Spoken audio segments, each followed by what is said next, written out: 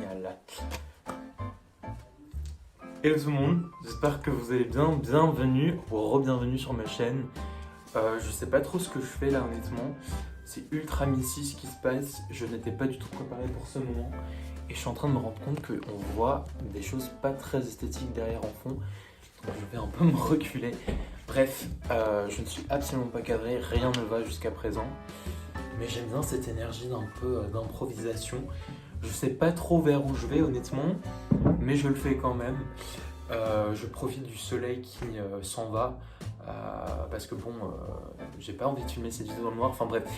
Anyways, je filme cette vidéo parce que ça fait 8 mois que j'en ai pas posté.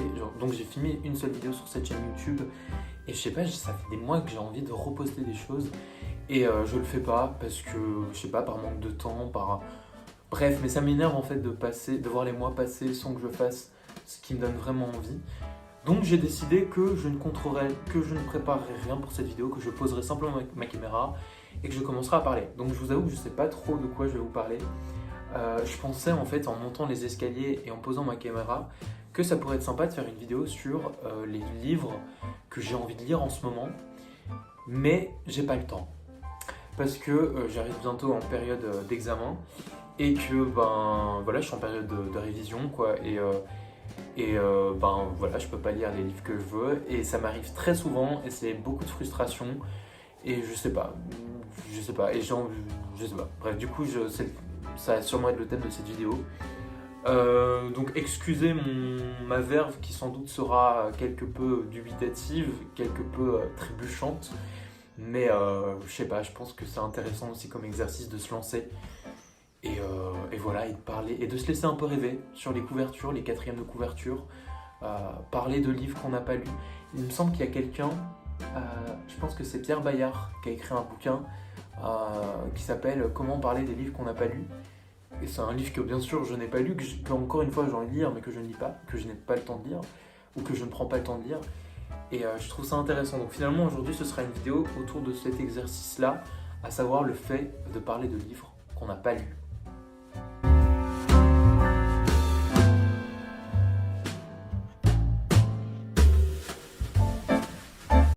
Bon, j'ai fait un petit tour dans ma bibliothèque à la recherche des livres que j'avais envie de lire. Je vous avoue que j'ai fait ça vraiment en 2 minutes là. Je pose les bouquins ici. Il n'y a pas vraiment d'ordre de préférence, de machin, non, c'est vraiment ce qui vient. Et voilà, sans plus tarder, on commence. En fait, je sais pas si vous aussi, comment vous y prenez pour établir vos programmes de lecture. Est-ce que vous êtes du genre à prévoir vos prochaines lectures à l'avance en faisant un petit calendrier? Je sais qu'il y a certaines personnes qui programment. Ou est-ce que vous êtes vraiment du genre à prendre, à choisir selon vos envies? Dites-moi. Moi, je vous avoue que il y a une mouche qui vient de rentrer. Je vous avoue que je fonctionne beaucoup en fonction de mes humeurs et je remarque, et ça c'est un vrai, je sais pas si c'est un problème, mais parfois c'est un peu handicapant, c'est que mes humeurs changent très vite puisque ce sont des humeurs et que par exemple pendant 2-3 jours je vais avoir une obsession pour un sujet et je vais vouloir lire des bouquins sur ce sujet, j'en entame et puis au bout de 100 pages je m'arrête parce qu'une autre obsession viendra m'habiter pendant encore quelques jours. Et finalement, je fonctionne que comme ça, et ce qui fait que soit je me force à lire des livres parce que j'ai envie d'aller au bout des histoires que j'entame, soit je lis pas le livre au bon moment, ou soit, il y a toujours quelque chose de très pulsionnel, j'ai un rapport très pulsionnel à la lecture. C'est vrai qu'il y a jusqu'à très peu, je me forçais à aller jusqu'au bout des livres. Par exemple, cet été, je vous ai parlé dans le bilan culturel de Madame de Staël, de Corinne ou l'Italie de Madame de Staël. C'est un bouquin de 600 pages que j'ai lu et c'était une lecture qui m'a pris tout un mois. Et franchement, c'est pas que je regrette, mais je vais un peu oublier quoi. Et je pense que j'ai tellement eu peu de plaisir à le lire, tellement je voulais finir le bouquin, que finalement, j'ai pas vraiment fabriqué de souvenirs en le lisant. Enfin bref, donc maintenant, je m'autorise à arrêter les lectures quand j'en ai envie. Ce qui fait que j'ai pas mal de bouquins entamés mais pas achevé. C'est notamment le cas de 2 bouquins ici. Alors par lequel je commence. Ah, je sais pas. Je vais vous parler de Matrix de Lauren Groff. Alors je sais pas si vous connaissez ce bouquin. C'est un bouquin qui est sorti il y a quelques mois maintenant, je pense, peut-être même un an en fait. Alors c'est un bouquin traduit de l'américain, de l'anglais, qui parle de Marie de France. Marie de France, donc cette femme de lettres française, j'allais dire la première femme de lettres française, mais oui, il me semble que oui, c'est ça, puisque Christine de Pizan, c'est la première femme de lettres à vivre de son métier d'écrivaine, mais il me semble que Marie de France, c'est la première écrivaine française de la littérature française. Donc voilà. Donc c'est un roman qui parle de sa vie à elle. Alors c'est un roman complètement fictif, pas du tout biographique, puisqu'en fait il nous reste très peu de traces de la vie de Marie de France. Même son nom finalement nous est inconnu. On sait juste que dans un de ses laits, donc les laits c'est le genre poétique que Marie a écrit entre autres, c'est-à-dire des courts poèmes narratifs qui inspirés du folklore celtique. Enfin d'ailleurs je pense à ça, mais alors je me permets quelques petites digressions. J'ai un cours à l'université d'ancien français pour lequel je dois traduire donc des textes en ancien français. Et l'un des textes que j'ai dû traduire là récemment, c'est un lait de Marie de France, à savoir le lait de Lanval. Et c'était très compliqué à traduire, mais je suis en train de me rendre compte que c'est vraiment dingue en fait de pouvoir se dire qu'on traduit des textes de quasi 1000 ans d'histoire, puisque en fait Marie de France, elle a été active au XIIe siècle. Donc on est quand même sur près d'un millénaire de distance qui nous sépare. Enfin bref.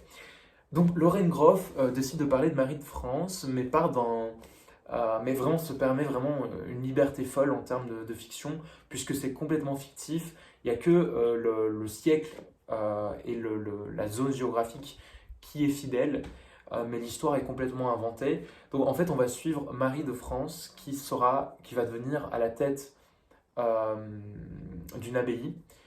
Et finalement, elle va gérer, on va la suivre, gérer cette abbaye faite que de femmes, du coup, que de sœurs, que d'abbesses, je crois qu'on dit comme ça. Et voilà, et c'est en fait super intéressant parce que ça pose. Enfin, je trouve que c'est intéressant sur le quotidien de femmes qui organisent leur espace et leur vie commune en tant que et pour des femmes. Vous voyez ce que je veux dire? Donc on est vraiment sur une espèce de micro-société féminine et c'est intéressant de voir en fait comment, en fait ce que ça donne, ce que ça donnerait finalement une société faite que de femmes. Quel rapport entre nous, quel aménagement de l'espace sont possibles et je trouve que ce livre parle un peu de ça. Alors je vous parle de ce livre alors que finalement j'en ai lu que la moitié. J'ai arrêté de le lire en novembre, je crois, donc ça fait vraiment des mois que je ne l'ai plus lu. Mais comme ça, de temps en temps, j'ai envie de le relire, donc c'est pour ça que je vous en parle aujourd'hui. Et c'est aussi un bouquin ultra intéressant d'un point de vue stylistique, puisque en fait c'est ultra libéré formellement.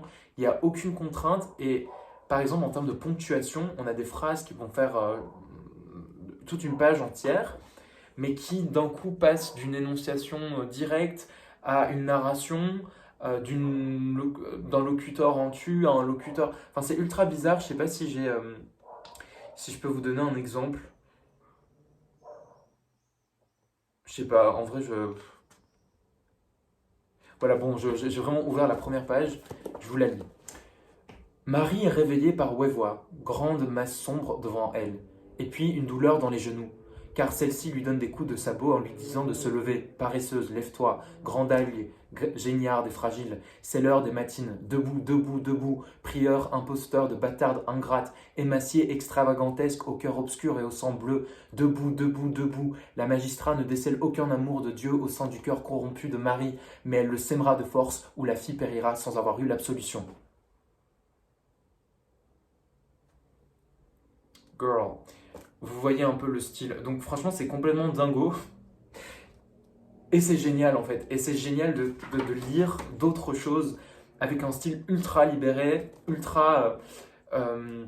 comment dirais-je, ultra original et qui permet en fait des effets totalement novateurs. Donc c'est ultra intéressant à lire et franchement, là je vous en parle, j'ai très envie d'y replonger. Il faut juste que je trouve le temps. Vraiment, cette phrase est tellement horrible et j'ai l'impression qu'on l'a tous un peu trop à la bouche. Et j'ai envie de croire que c'est nous qui nous créons cette illusion, parce que je suppose que finalement on a le temps, mais je sais pas, bref, c'est ultra... En fait, finalement, c'est vivre de manière passive, en ne faisant pas ce qu'on veut vraiment faire. Bref, donc voilà, je vais probablement continuer cette lecture et je vous la recommande. Alors, toujours en parlant de femmes, de style et d'écriture féministe, j'aimerais bien vous parler dans le livre, c'est Des femmes et du style d'Azélie Fayol. Alors, ce bouquin-là, je l'ai vraiment entamé, j'ai lu les 15 premières pages, mais c'est un bouquin que je meurs d'envie de lire depuis 3 semaines. Il est sur ma table de chevet depuis 3 semaines et j'ai trop envie de le lire, en fait, de le dévorer, puisque c'est un livre qui parle enfin, alors, je vais reprendre les choses dans l'ordre. En fait, c'est un livre écrit par Azélie Fayol qui est à la tête d'une chaîne YouTube dont je vous ai déjà parlé, qui s'appelle Un grain de lettres. On la retrouve sur YouTube. Et c'est une femme que j'adore, très inspirante pour moi, et qui finalement, je me rends compte, m'accompagne dans ma vie depuis plus d'1 an. En fait, je regarde très régulièrement ses vidéos, aussi bien les vidéos qu'elle sort hebdomadairement, mais aussi d'anciennes vidéos.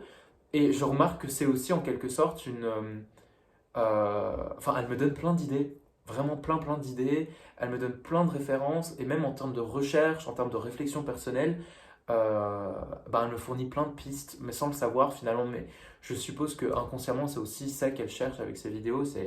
Enfin, je veux dire, faire des vidéos sur Internet, c'est avant tout une question de partage, quoi. Et enfin bref, et j'adore cette femme, et elle est ultra intelligente, et vraiment, je vous recommande d'aller voir ses vidéos. En plus, le format est un format que j'aime beaucoup. C'est des vidéos très longues, parfois d'1 heure, ou sans montage, où elle pose sa caméra, souvent des vidéos improvisées, autour d'un sujet, d'un livre, d'une idée qu'elle développe. Et ce que j'aime bien, c'est que finalement, on a l'impression d'avoir une conversation avec quelqu'un en face de nous, avec qui on discuterait. Et c'est quelque chose de très rafraîchissant, je trouve, sur YouTube, surtout en ce moment, où toutes les vidéos sont ultra montées, où il y a beaucoup de montage, où tout est ultra coupé. Là, on a vraiment quelqu'un qui pose sa caméra et qui se met à parler. Et c'est finalement ce que j'essaie de faire un peu aujourd'hui avec ça, c'est vraiment enfin, finalement poser la caméra, ne rien prévoir et voir ce qui advient, voir ce qui émerge. Quand on laisse aussi notre parole, euh, enfin quand on lâche un peu la laisse, quoi. Bref, elle a sorti un bouquin il y a 1 an, elle vient tout juste de fêter les 1 an de l'apparition de son livre, qui parle en fait de feminist gaze. Alors le female gaze, je pense que vous connaissez, c'est un concept qui est né, qui a été créé par Laura Mulvey, je crois, dans le champ des études cinématographiques, et qui est un concept qui me semble a le vent en poupe en théorie, dans les théories cinématographiques, mais qui justement là est en train de connaître un transfert dans les études littéraires. C'est en tout cas ce à quoi participe Azélie avec ce livre, c'est-à-dire qu'elle pense une littérature, enfin elle étudie une littérature qu'elle considère féministe, au sens où elle a été créée à partir d'un point de vue féministe. Donc pas un point de vue féminin, non pas un point de vue de femme, c'est-à-dire une manière d'essentialiser l'écrivaine, et voilà, mais vraiment d'un point de vue de quelqu'un qui écrit en vue de l'émancipation des femmes. Alors c'est ce que je dis grossièrement parce que je n'ai pas lu le livre encore une fois, mais vous voyez un peu la thématique, donc bien sûr c'est ultra intéressant et j'ai très envie de me plonger dedans. Et à mon avis, je vais quand même le lire là, quelques pages. Enfin voilà, en plus, la plume est très agréable. Du peu que j'ai lu, c'est ultra cool. Donc, donc voilà, et en plus, on apprend plein de choses. Donc vraiment, j'ai envie de dire que je vous recommande, mais même sans l'avoir lu, parce que je sais déjà que ce sera une très belle surprise. Voilà. Alors, ensuite, de quoi puis-je vous parler Je crois que je vais vous parler de Raymond Queneau, d'exercice de style. Alors, vous pouvez voir l'état pouilleux de ce bouquin. On peut même voir le prix, 1 euro. Alors, je l'ai acheté à Paris quand il y a quelques semaines, j'y étais. J'y suis resté 3 jours avec une amie. Et on a fait une librairie de seconde main. Et alors qu'on regardait, là il y a une petite anecdote. Et alors qu'on regardait les bouquins, d'ailleurs coucou Emma si tu passes par là, Alors qu'on regardait les bouquins, il y a une femme qui se retourne vers nous, une femme qui devait avoir 60 ans, il me semble, qui nous demande, oui, est-ce que, non, qui demande à mon ami, est-ce que tu fais du théâtre? Mon ami lui répond que non, mais que moi, j'en fais. La femme se retourne vers moi et elle me dit, ah, c'est génial. Enfin bref, elle entame une conversation sur les bienfaits du théâtre et le fait qu'elle, à 60 ans, elle venait de commencer. Enfin, et que elle voyait sa vie complètement changer parce que tout d'un coup, enfin, elle redécouvrait un peu, enfin, elle retravaillait un peu sa confiance, etc. Enfin, je sais plus exactement ce qu'elle m'a dit, mais je me souviens que c'était un moment très inspirant parce que, en gros, elle disait que tout le monde devrait faire un peu du théâtre, tellement c'est bénéfique, même dans notre vie quotidienne, quoi. Et voilà, donc on a cette petite conversation. Et avec Emma, on se dirige vers la caisse pour acheter les bouquins qu'on voulait, qu'on avait envie d'acheter. Et là, la femme accourt vers nous et elle me tend ce livre en me disant, en me demandant si je le connais. Alors je dis que je connais Raymond Queneau, mais que j'ai jamais lu ce qu'il a écrit. Et elle commence à m'en parler et en me disant que, en fait, c'est un livre dans lequel, finalement, Queneau, ça donne un exercice de style. En fait, il raconte la même histoire, la même anecdote, c'est-à-dire celle d'un homme qui, je pense, sort d'un bus, je ne sais plus exactement de quoi ça parle. Une petite histoire, vraiment un fait vraiment anodin dans une journée, qu'il raconte une centaine de fois, mais avec des styles et des genres toujours différents. Donc par exemple, la première fois, il le fait avec, de manière, ce qu'il appelle notation, donc je suppose une écriture très informative. Et après, il le fait par exemple avec des litotes. Il leur réécrit métaphoriquement, de manière rétrograde, avec des surprises, avec un rêve. Bref, il réécrit cette histoire 100 fois, toujours en réinventant de nouveaux styles, et je trouve ça trop intéressant. Et vu comment la femme m'en a parlé, je me suis dit, ok, il faut vraiment que je le prenne, du coup je l'ai pris. Et je sais pas, je trouvais que c'était ultra touchant comme moment, parce que finalement, la femme, je la connaissais pas, et je trouve ça trop chouette de pouvoir... Enfin, je trouve ça chouette de me dire que les livres peuvent briser les, comment dire, les a priori ou les apparentes distances entre les gens. Enfin, je sais pas, moi ça m'a beaucoup, j'ai beaucoup aimé ce moment. Donc à mon avis, j'essaierai de lire ce livre, pas forcément d'une traite, mais petit à petit. En tout cas, ça doit être ultra intéressant d'un point de vue même théorique, quoi, littéraire. C'est vraiment chouette. Enfin voilà, merci madame, je ne sais pas qui vous êtes. D'ailleurs, elle m'a dit qu'elle venait de la Martinique, donc a priori, là, elle n'est plus à Paris, mais où que vous soyez, madame, je vous embrasse. Enfin, de quoi puis-je vous parler? J'ai envie de vous parler de Nana, de Zola. Ça, c'est une énorme frustration. Ça, c'est une terrible frustration. Ça fait, bon, des années déjà, mais des mois que j'ai mort d'envie de lire ce bouquin et que je ne le fais pas parce que c'est Zola, que c'est du roman réaliste, naturaliste même, que c'est assez exigeant, enfin que c'est de pas mal de descriptions, voilà, et je sais que il y a beaucoup de gens pour qui c'est fluide, mais moi il faut quand même que je m'accroche pour lire un peu de Zola. Il faut vraiment que je le veuille, quoi. Et voilà, je pense qu'il fait quand même 500 pages, plus de 500 pages, et je sais pas, j'ai pas envie d'encore commencer un livre et de pas le terminer. Donc voilà, mais en tout cas, c'est un bouquin que j'ai très envie de lire depuis un certain moment. Je pensais le lire en automne, vers le mois d'octobre, parce que je sais pas vous, mais moi, c'est un bouquin qui m'évoque l'octobre, le mois de novembre. En tout cas, cette saison qui annonce l'hiver. Euh, je sais pas, moi, ça me fait penser à cette période-là. Et finalement, je crois pas. À mon avis, je vais attendre octobre prochain pour le lire. Parce que je sais pas si vous aussi vous faites ça, mais moi, je suis du genre à lire en fonction des saisons. Pour moi, chaque saison a un peu une identité particulière, une couleur particulière. Et idéalement, mes lectures s'y accordent. Donc, euh, donc voilà, par exemple, là, c'est le printemps, c'est l'été. Ça m'évoque la littérature japonaise. Et je sais pas pourquoi. Moi, le mois de mai, pour moi, c'est un mois qui m'évoque le Japon. D'ailleurs, je profite, je fais de transition, madame. pour vous parler d'un bouquin japonais, de littérature japonaise. C'est Les Belles Endormies de Kawabata, de Yasunari Kawabata. Alors c'est un livre que j'avais commencé il y a 2 ans et que encore une fois je n'ai pas terminé, mais j'en garde un super bon souvenir et j'ai très envie de reprendre ma lecture parce qu'en fait on est au mois de mai et que là le retour du printemps m'évoque ce genre de littérature. Alors en quelques mots, si ça vous intéresse, il me semble qu'on suit, alors c'est très étrange comme histoire, je vous préviens, il me semble qu'on suit un vieux monsieur qui s'appelle comment Eguchi, qui va dans un... Alors, oh mon Dieu, je vais parler... Franchement, ma description va être pourrie, je suis trop désolé. Mais il va aller dans une espèce de... Comment on appelle ça? Je vais dire de bureau de prostitution, mais je crois pas que ce soit comme ça qu'on appelle, je pense pas que ce soit le terme technique. Mais il va à un endroit, en tout cas, où on retrouve des prostituées.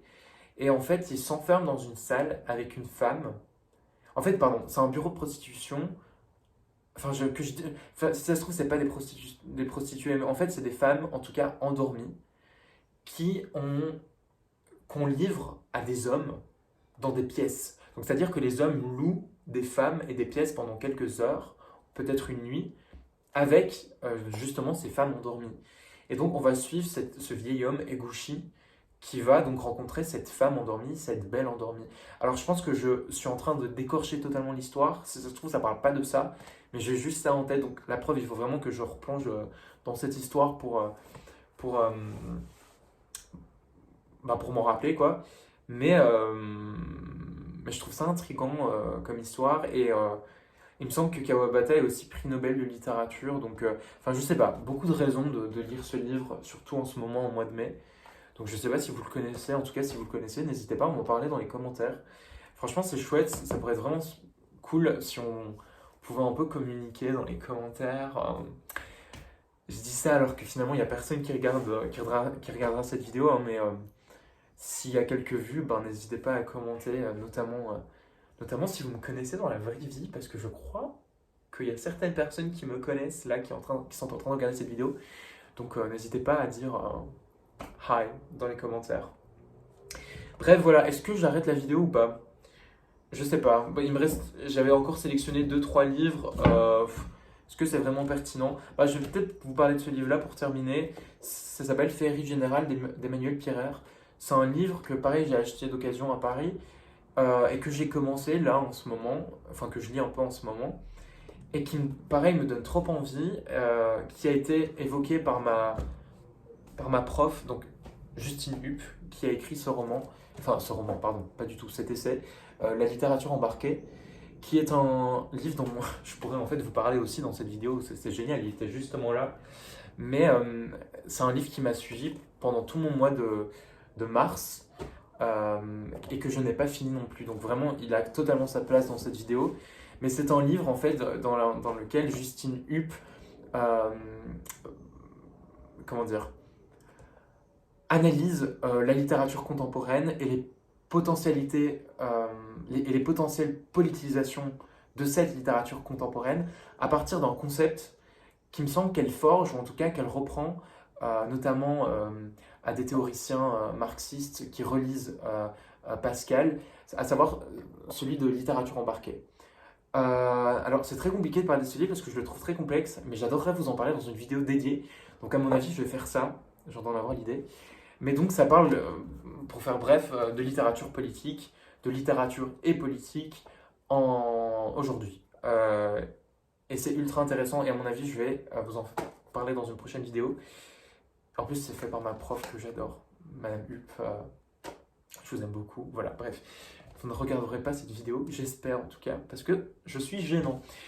Bref, mais donc oui, et dans ce bouquin, dans son essai, elle parle de Emmanuel Pierrer, et elle en parle quand même assez souvent, donc ça m'a donné envie de la découvrir, parce que le truc en fait, quand on vous parle de littérature contemporaine, mais que vous ne connaissez aucun des livres dont on vous parle, ou en tout cas qu'on vous parle de livres que vous n'avez jamais lus, c'est un peu compliqué de comprendre les idées.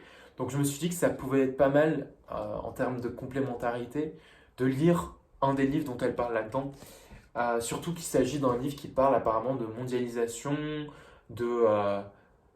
bon, je sais pas trop en fait, mais mais j'ai l'impression qu'elle soulève des questions relatives au néolibéralisme par le biais de la fiction. Et il me semble que c'est une écriture très habile et très rusée. Et enfin, je vous en parle comme ça alors que j'ai lu 10 pages, mais voilà, je sais pas si vous l'avez lu, mais je vous en parle en tout cas. Féerie générale, je vais sûrement vous en parler dans un update lecture ou quoi, si j'ai la foi et l'idée d'en faire un prochainement. Mais pour ça, il faut d'abord que j'ai lu les livres dont j'aimerais vous parler. Enfin bref, à mon avis, je vais arrêter cette vidéo ici parce que, bah, à mon avis, ça va faire 25 minutes que je tourne et de toute façon, personne ne va regarder cette vidéo, donc à quoi bon en tourner une? Mais voilà, j'espère que cette vidéo vous aura plu. Si oui, n'hésitez pas à mettre un petit like ou quoi, mais surtout à m'écrire dans les commentaires.